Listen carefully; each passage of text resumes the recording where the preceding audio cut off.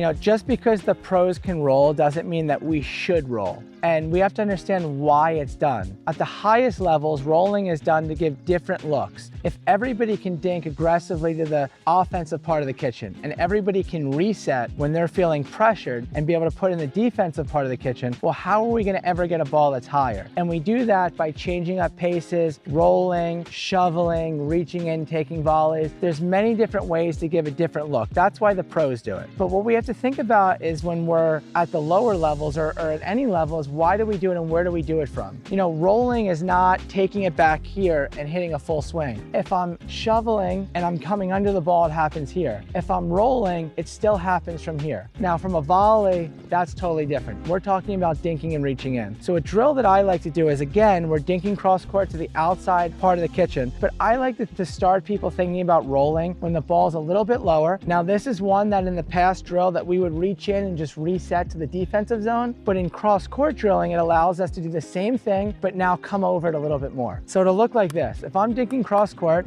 this would be what we'd be doing before. I'm just taking it in the air. This is the chair drill kind of all over again. But here now, I'm gonna start coming over it to show you what it looks like when you roll. So we're dinking cross court. I'm trying to reach in and I'm coming up on the ball just a little bit. When it bounces, I'm still coming under it, but I'm rolling it a little bit when it's deeper. So it's in front of me, I'm bending down and I'm rolling. The reason why I like to work on this when we're going cross court is because it doesn't take much to roll. I'm not swinging. Instead of going here, I'm just I'm coming up and over just a little bit, just like that. And by rolling, it pulls them off the court a little bit more. It gives them a different look, but ultimately, if you can do this right, you're always gonna make your opponent hit 2 to 3 steps. By doing that, they break their posture and you're gonna get a high ball. Barely moving my paddle all the way out to the target. I'm just lifting. This all is shoulder and legs. Up here, shoulder and legs the whole time, all the way out to my target. There you go. Keeping it low every time.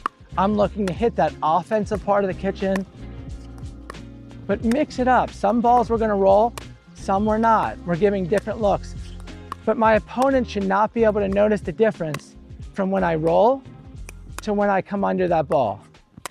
It should look exactly the same. My body's doing the same things. It's just my wrist that's slightly different. Coming under it, rolling. Coming under it, rolling.